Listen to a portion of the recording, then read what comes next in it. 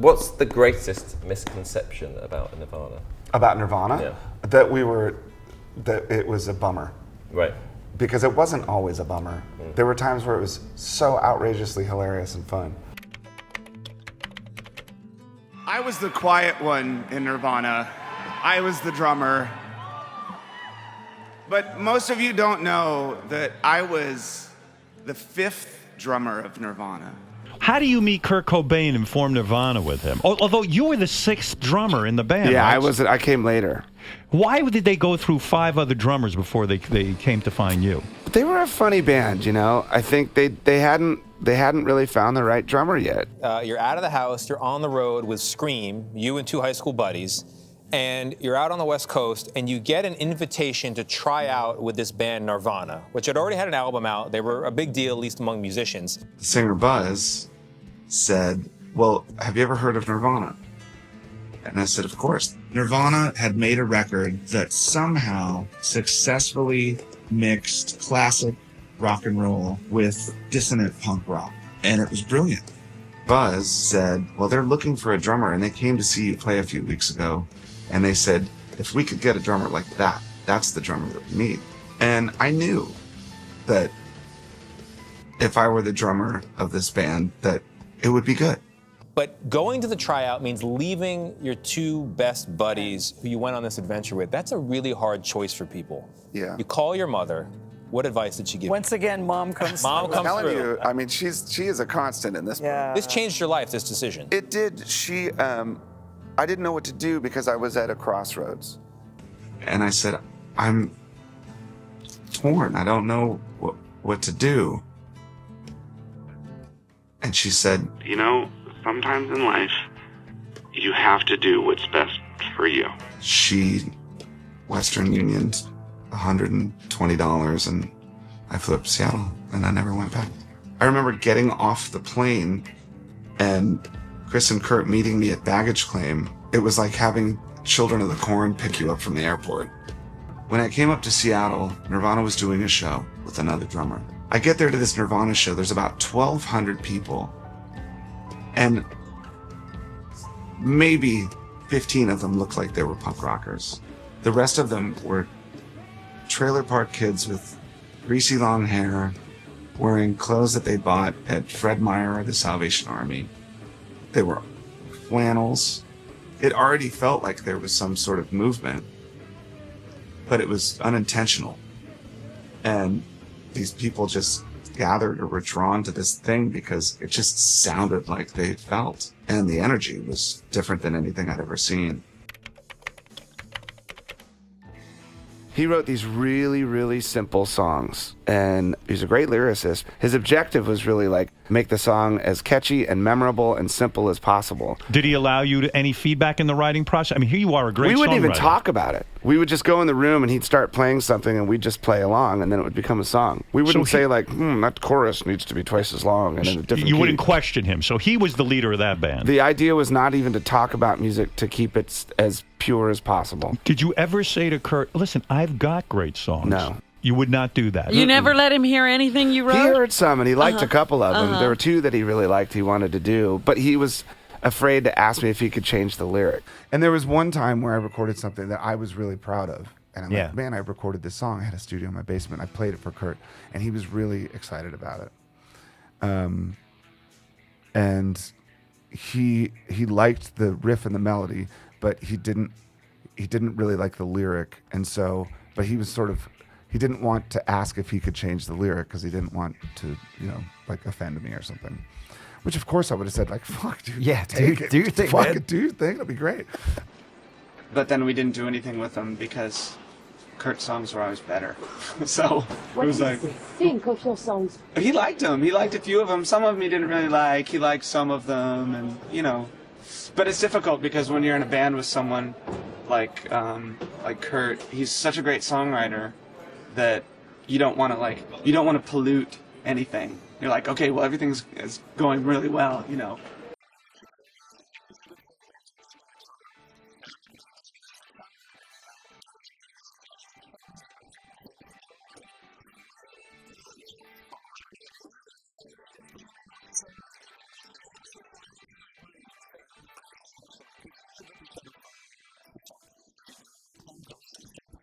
Did it frustrate you that Kurt Cobain had that much? I mean, here you are. You're a bit of a control freak. You have all of these songs inside of you.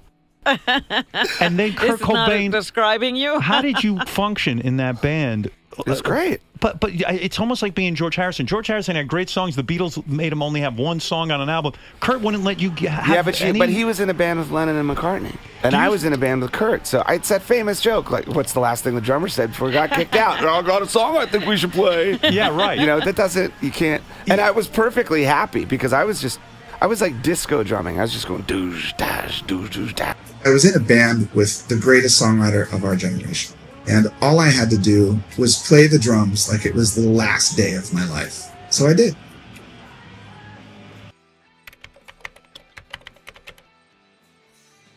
When most people think about Nirvana, they think about a video or a song on the radio. But to me, it was a really personal experience with some friends that went from sleeping on floors to then being the #1 band on the charts. It's really early in the morning. I think it's about 8:30 or something, or 9. And I haven't been asleep yet. Kurt and I wouldn't go to sleep until 9 o'clock in the morning as the sun was coming up. We'd wake up at 4 in the afternoon as it was going down in this tiny little apartment where I slept on a couch that's half as long as me with turtles in this aquarium that Kurt had built. Kurt had an amazing sense of humor, and Chris Novoselic, if you've ever spent time with him, is one of the funniest people you've ever met. But it's just sort of like, it's kind of like living in a loud, distorted version of Monty Python. And so when it gets dark, it gets fucking dark. But when it's not, it's like fucking a flying hilarious. foot. Yeah, it's crazy. But yeah, I think most people imagine that it was just like, fuck, all the time. And it just wasn't. There were times that were really great. There's this one, we were on tour in Chicago, and Kurt had been chopping at my drums all tour, and my drums had holes in them. And they sounded like crap because there were holes in them. They didn't sound good, and I kept asking our tour manager, could I please get a new drum set? And this is before we were playing big places, we were in clubs. He's like, let's wait another week. And he chopped more holes, and wait another week. And so finally I said to Kurt, it's at the Metro in Chicago, I said, hey man, at the end of the gig, we have to smash my drum set to splinters because I need a good one, a real one. The guitars, man, we spent half an hour breaking those drums. And we told the audience, we said, you can go home, it's all good. And we're just gonna break all this. Yeah. The concert's over, so give and then the next day the drum place was closed. And I was just like, oh my God. The thing that I loved so much about the underground punk rock music scene was its independence.